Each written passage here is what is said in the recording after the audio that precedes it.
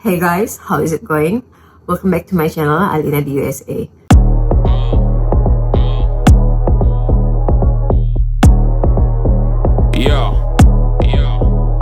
Di channel ini, aku banyak membahas tentang segala sesuatu yang berbau Amerika dari sudut pandang orang Indonesia. Jika hal-hal yang mengenai pop culture, studi, bekerja, menikah dengan orang luar adalah sesuatu yang kalian minati, maka channel ini cocok buat kalian. Thanks for stopping by, subscribe and like, I highly appreciate it. Thank you guys, and enjoy the video. Produserku kemarin meminta aku untuk mereact video-video yang lagi viral, pertengkaran orang-orang yang lagi viral di Indonesia antara Bunda Korla sama Nikita Mirzani dan Maharani Kemala, yang sebetulnya aku sempat lihat di feednya Instagramku, dan kebetulan juga memang aku follow Instagramnya Nikita Mirzani walaupun aku nggak terlalu aktif nengokin, tapi rupanya lagi ada masalah baru gitu ya. So tanpa panjang lebar, mari kita react beberapa videonya. Ini di-cut-cut aja ya, karena kan panjang banget pertengkarannya. Jadi aku akan minta sama editor untuk meng-cut-cut supaya enak ditonton. Oke. Aku dikasih 3 video sama Rainer untuk ditonton. Dan yang ngeselinnya adalah satu video ini 52 menit yang berisi Solena meluruskan yang sedang ramai dibicarakan antara Nikita Mirzani dan Bunda Korla. Aku tonton dulu, nggak mungkin semuanya aku masukin ke situ kan ya. Tapi nanti setiap kali ada hal-hal yang menarik, aku akan berikan reactionku atau responku terhadap apa yang dibilang sama si ini namanya Solena, oke? Jadi rupanya ini kasus tentang kedatangannya Bunda Korla ke Indonesia, disponsori oleh MS Glow dan dibantu oleh Ivan Gunawan gitu ya. Lalu direspon keras oleh Nikita Mirzani. Terus sebelum itu rupanya ada masalah di mana Nikita mendengar dari informannya bahwa si Maharani sama Ivan Gunawan, kok gue selalu pengen bilang Aji ya, melakukan sesuatu yang tidak baik ke dia, yaitu bawa dia ke dukun untuk disantet segala macam kayak gitu ya. Dan di sini aku mau kasih statement awalnya aku ya. Aku tidak memihak siapa-siapa. Aku pengen reaction ini adalah reaction yang netral, sama-sama belajar bagaimana menyikapi konflik di sosial media. Karena kita pun ikut pengaruh kan, kita juga nonton di feednya, kita nonton. Jadi aku mau ngajarin gimana caranya bersikap bijak gitu. Karena aku ngelihat komen-komennya netizen itu sudah tidak sehat, ikut kena toksiknya sana sini gitu. Setelah aku sudah nonton, nanti aku akan berikan rangkuman responku gitu ya. Kalau menurut gua, Korla ini dia harus manage bagaikan sebuah organisasi brandnya dia. Si Korla juga besar ini kan sawer-saweran. Orang-orang besar nyawer-nyawer ini, lu nggak tahu kan isi hati orang tukang sawer yang besar-besar ini, lu kan nggak tahu. Netizen kan ngeliat di luarnya aja. Itu udah sebuah brand, sebuah organisasi sekarang. Harus di-manage gitu, dijual pun harus keren ngejualnya, dan dia harus berani taruh label di badannya. Label gua sebuah rumah, dia harus berani bilang gitu. Label gua sebuah mobil, lu yang melabelkan diri lu. Jangan di-approach brand-brand lain hanya atas dasar kekeluargaan, keramah tamahan. Jangan. You are a brand now. Dalam hitungan hari, jutaan, bam. Anak presiden nyamperin temehe ke Hamburg. You are a brand. Oke, aku baru nyelesain 6 menit dari 52 menitnya Solena.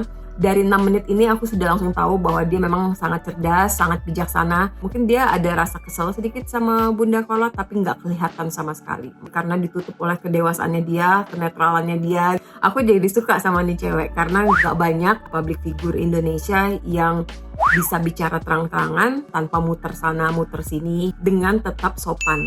Dan Solena ini sangat-sangat sopan dan bijaksana. Jadi kesimpulannya dari Solena ini, dia memberikan saran yang sangat baik ya, dimana kalau sudah tahu dia namanya lagi naik, sebaiknya mulai mencari orang lain untuk dijadikan asisten, apalagi naik dan menghasilkan uang kan ratusan juta gitu. Aku aja yang nggak ratusan juta aja, aku punya banyak pegawai gitu kan ya, untuk membuat pekerjaan lebih mudah dan lebih profesional. Jadi sebaiknya juga memang Bunda Korla lakukan itu, sehingga tidak ada orang yang tidak ternotis gitu, orang penting yang tidak ternotis. Orang-orang yang sudah sawer dia, ngasih dia sesuatu itu kan harus diucapkan terima kasih. Itu penting banget gitu. Jadi gini loh guys, adab yang baik itu penting. Dimana kita dikasih 10.000, ditraktir makan dan segala macam itu kita harus bilang makasih.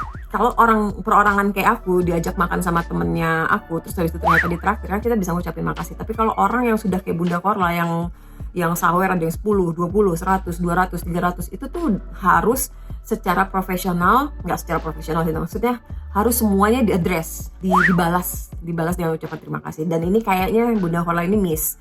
Itu poin yang dijelaskan sama Solena, tapi Solena mengerti juga ya, dia nggak terlalu pusingin itu gitu, cuma dia ngasih tahu awal mulanya kayak gitu. Nah terus habis itu tentang si Nikita, ada sawer kok cuma MS Glow aja yang ngambil kesempatan dalam kesempitan menurut Nikita gitu loh. Langsung datang ke sana, bawa kontrak, tarik dia. Karena sebetulnya kalau Nikita mau, dia bisa lakukan itu tapi tidak melakukan itu. Dan dia mungkin marah sama gaya-gayanya MS Glow ini. Dari yang masa lalu aku juga ngelihat brand ini selalu begitu metodenya ya. Ada Paris Fashion Show, dia ikut-ikutan nebeng gitu kan ya. Ini juga kayaknya kayak gitu, makanya mungkin disepet sama Nikita. Apakah Nikita salah? Ya enggak, itu kan komennya dia ya. Boleh-boleh aja dia teriak-teriak kayak gitu. Teriaknya juga kan di sosial medianya dia, nggak ada masalah sebetulnya. Terus apakah si MS Glow-nya salah dengan cara kayak gitu? Sah saja dalam bisnis begitu kan, begitu lihat ada kesempatan, tangkep langsung gitu.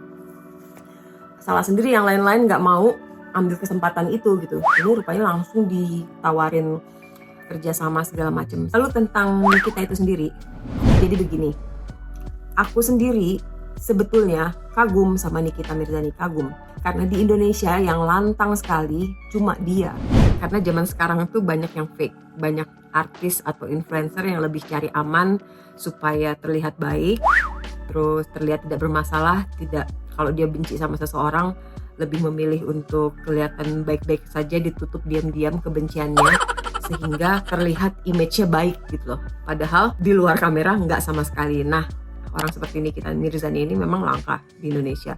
Kalau di luar negeri, di Amerika contohnya, karena ini Alina di USA, itu banyak yang seperti ini. Ya, mereka nggak terlalu peduli pendapat orang seperti apa. Mereka pengen dicintai karena dirinya sendiri gitu loh. Jadi kayak si Kanye West, terus Hasan Minhaj, Nicki Minaj, Cardi B, Oprah Winfrey, terus Jimmy Kimmel, itu termasuk orang-orang yang sangat vokal ngutarain pendapatnya mau disukain apa enggak gitu. Di Indonesia karena kulturnya sebagai orang timur itu ya kita harus sopan, kita harus banyak basa-basi, yang seperti Nikita Mirzani nggak diterima. Padahal kalau menurutku yang dia lakukan sah-sah saja, karena ributnya pun di sosial medianya dia gitu.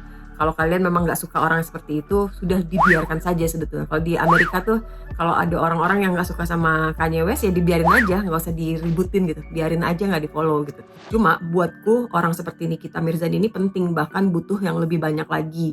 Karena orang seperti dia bisa mengkritik dysfunctional system dalam masyarakat, dalam pemerintahan. Kita lihat, apakah suara gue didengar sama pemerintah?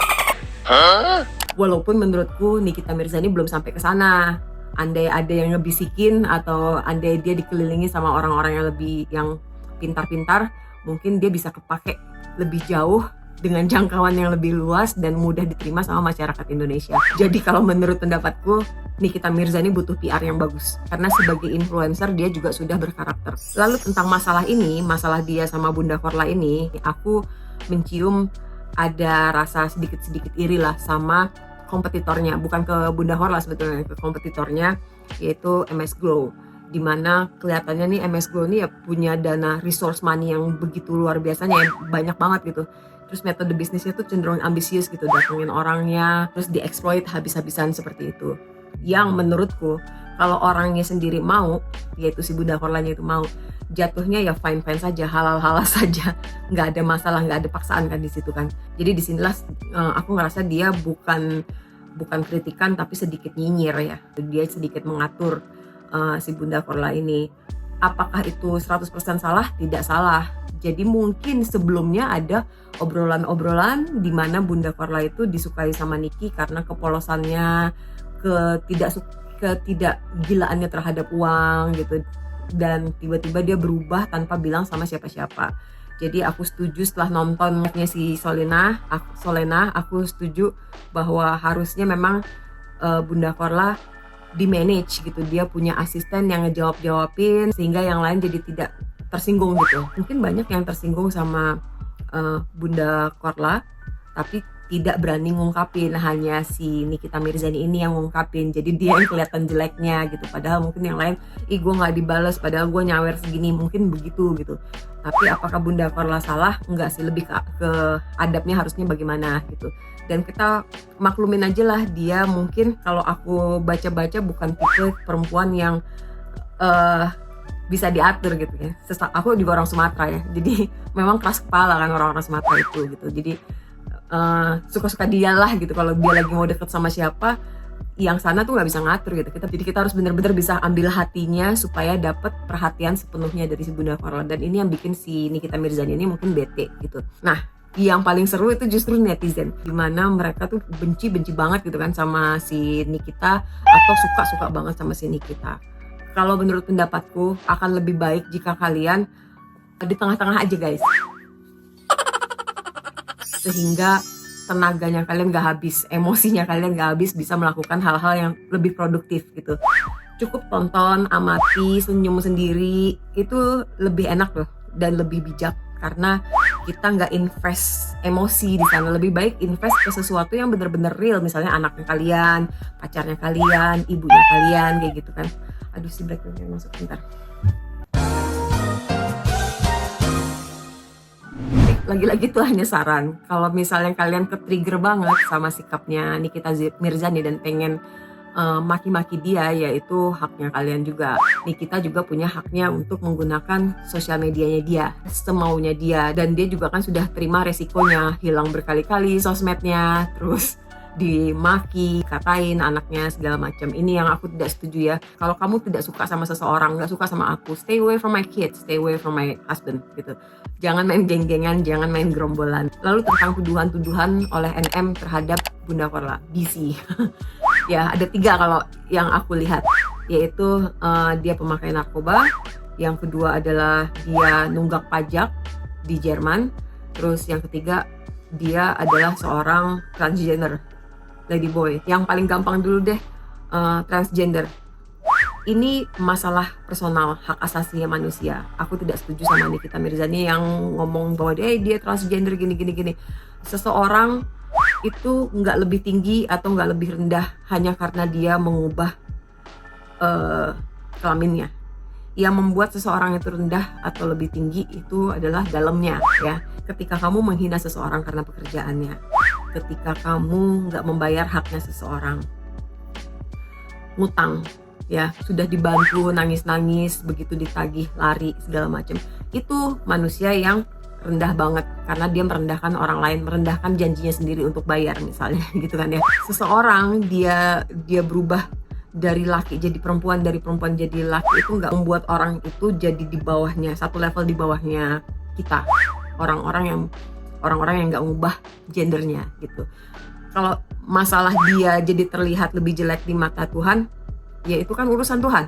Tapi yang urusannya kita sesama manusia ya hablum minanas gitu kan. Itu yang aku tidak setuju. Dosanya dia juga bukan kita yang tanggung. Kalau memang kita anti sama orang-orang seperti ini, lakukanlah dengan damai, tetap berteman karena memang kita sesama manusia, tapi tegurlah baik-baik gitu kan, kasih contoh yang baik-baik, itu akan cenderung berhasil dibandingkan kalian ngehujat. Lu tahu gak sih, lu keraknya neraka misalnya ngomong kayak gitu tuh nggak berhasil. Lakukan yang sebaliknya, dirangkul, disayang, dimengerti, itu akan membuat mereka trust dan atas izin Tuhan bahkan mulai mempertanyakan pilihannya. Mungkin dia akan balik lagi. Aku pengen cerita sedikit ya tentang ini. Aku sudah lumayan keliling dunia, dari Eropa, Amerika, Australia, Asia kayak gitu ya. Dan yang aku tahu adalah penerimaannya orang-orang dari luar yang aku percaya itu justru baik-baik. Misalnya aku percaya agama A gitu ya, penerimaannya orang-orang dari agama B dan C itu justru baik-baik. Mereka ngerangkul, jauh lebih ngerangkul daripada keluarga kandungku sendiri. Kalau aku tidak kuat, pasti aku berubah, karena mereka melakukan dengan tulus dan cinta kasih sayang gitu. Mereka nggak ada niatan untuk ngubah aku gitu, cuma bener-bener suka aku karena aku tuh manusia gitu. Nah, ini mungkin satu hal yang harus kita serap ya, orang Indonesia serap. Daripada bicara tentang betapa berbedanya kamu dengan orang lain, lebih baik bicara tentang kita tuh samanya apa gitu. Kita sama-sama suka BTS, kita sama-sama cewek. Bicara yang seperti itu cenderung lebih memperkuat persatuan, jadi makin sayang dibandingkan dengan saling menghakimi. Dasar lu cewek, janda, punya anak dari beda-beda bapak. Untuk apa kamu bicara seperti itu? To make you feel good about yourself? No, dengan orang-orang yang berkata sangat jahat seperti itu sebetulnya menunjukkan betapa dangkalnya dia. Dia ngecap orang-orang yang gak seberuntung dia adalah di bawahnya dia. Itu kan aneh ya. Padahal dia gak tahu. Justru bisa saja orang ini di atasnya dia. Si perempuan yang gak punya suami ini bekerja mati-matian untuk menghidupi anaknya. Dia justru mungkin di mata Tuhan jauh lebih baik. Karena bermanfaat buat dirinya dan lingkungan sekelilingnya dibandingin kalian yang menghakimi orang lain just because nih cewek janda punya anak dari berbagai laki. Aku nggak ngomongin Nikita ya, aku ngomongin secara general gitu. Karena aku dulu juga pernah janda, aku pernah ada di situasi dimana aku sering sekali dilecehkan karena tidak memakai jilbab, nggak punya suami dan segala macam. No, untung aku secara karakter sangat kuat. Aku tidak terlalu memusingkan hal-hal seperti itu. Aku tidak setuju kita ngejek-ngejek orang hanya karena dia LGBT. Kita nggak suka, nggak apa-apa. Prinsipnya orang-orang seperti itu nggak sependapat dengan prinsipnya kita, that's okay. Dari zaman Nabi Adam itu sudah banyak sekali perbedaan yang memecahkan manusia satu dengan manusia yang lain. So, cara yang paling tepat adalah berjalan di tengah-tengah, tidak musingin perbedaannya, tetap di tengah-tengah dan bekerja sama. Karena hidup itu udah susah.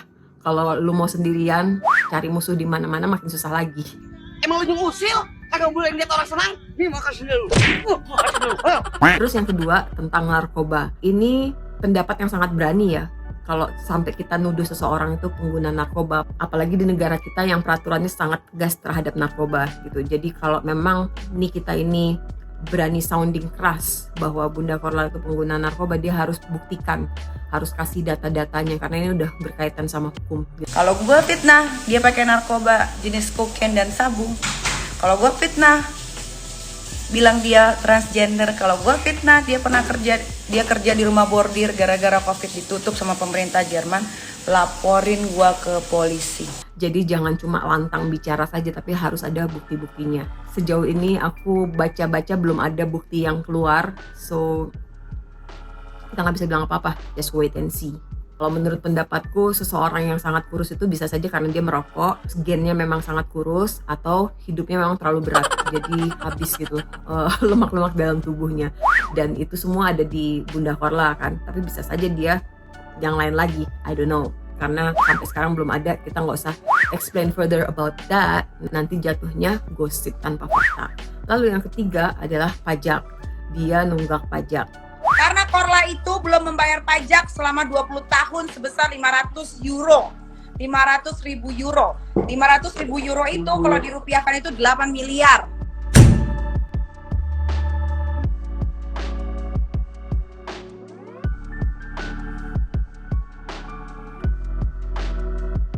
Nah, lagi-lagi karena aku mencoba untuk selalu berada tepat di tengah-tengah, tidak bela Nikita dan tidak bela Bunda, itu membuat aku netral, berpikir bahwa segala possibility itu mungkin terjadi. Entah informannya Niki yang nggak mengerti tentang dunia perpajakan di negara-negara maju seperti Jerman, entah memang benar bahwa Bunda Korla itu menunggak pajak. Aku masih ada dua itu, karena dua-duanya bisa benar. Jadi begini, karena aku tinggal di Amerika, aku juga mengenal Jerman, aku pernah menikah sama orang Jerman sebelumnya, aku bisa bilang dua negara ini mirip-mirip. Dua-duanya negara maju kan, dimana aku ambil dari kacamata orang Amerika aja ya. Kalau kamu kerja di Amerika itu, kamu nggak mungkin nunggak pajak ya, apalagi kerja seperti McDonald kayak gitu ya. Itu perusahaan gede, itu chain yang besar banget, jutaan kantornya. Nyaris tidak mungkin menunggak pajak karena saat kamu di hire, kamu sudah harus ngisi form pajak gajinya kamu. Let's say kayak aku dulu sekitar 2.500 sampai 3.500 dolar ya. Itu diambil sekitar 500 sampai 800 dolar per bulan untuk pajak, banyak ya. langsung gitu. Di akhir tahun kita isi lagi form pengembalian pajak di mana kita terangkan bahwa kita ini punya anak, terus single parent misalnya, dan segala macam itu nanti pemerintah akan ngembaliin pajak yang sudah dia potong sebelumnya tiap bulan. Rata-rata itu dapat pengembalian pajak itu.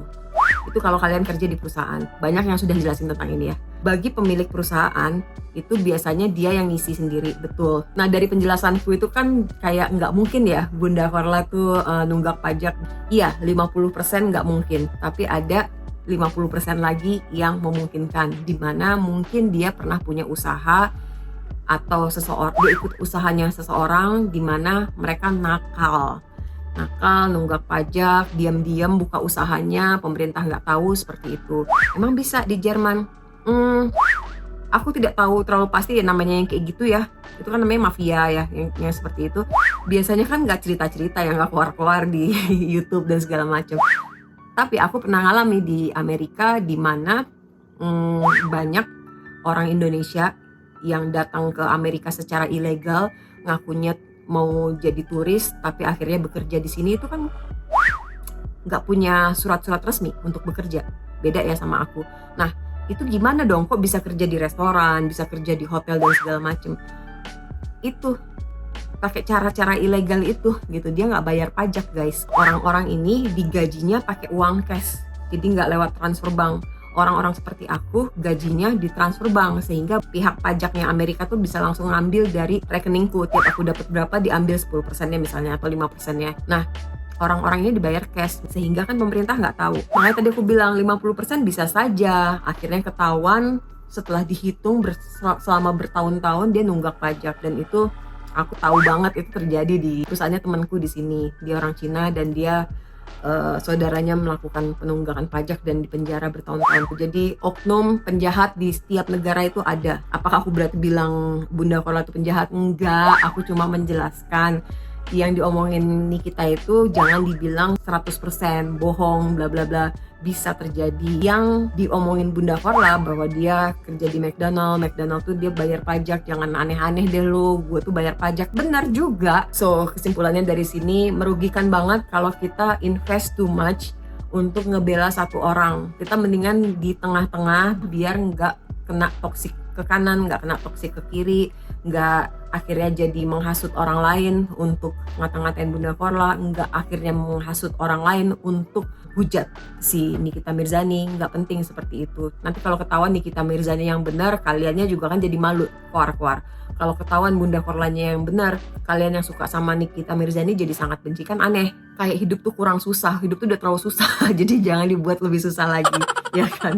Belum aku tutup, aku mau jelasin kenapa tiba-tiba aku nimbrung. Jadi di sosmed aku juga salah satu netizen ya kan, dan kadang-kadang aku suka baca komen-komennya orang Indonesia yang ngotot tapi salah.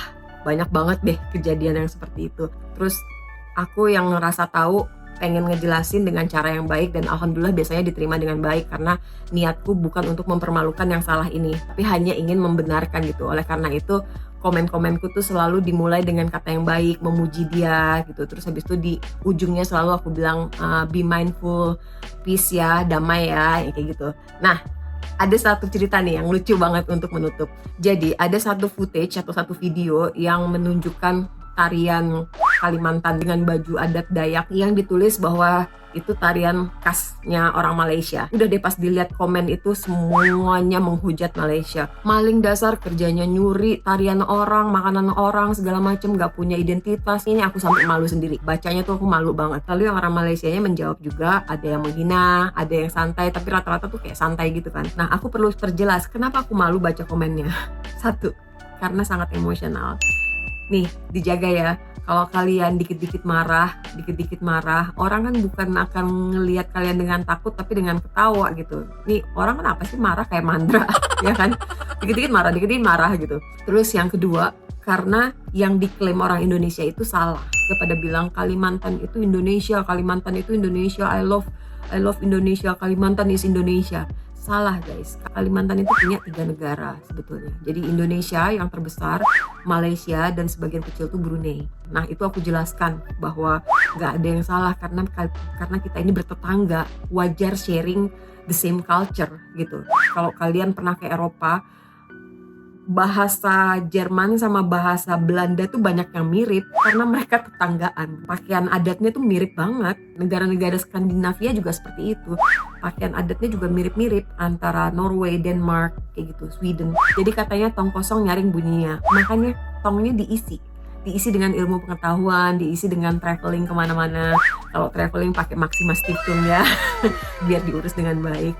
Nah, itu membuat kalian jadi sangat dalam, sehingga nggak asal overclaim, nggak asal marah-marah nasionalisme yang berlebihan sehingga kita terlihat bodoh. Padahal orang-orang lain juga pada bingung, hey, aku tinggal di Kalimantan dan aku Malaysian gitu kan, gimana loh. Cerita-cerita seperti ini banyak, lucu-lucu.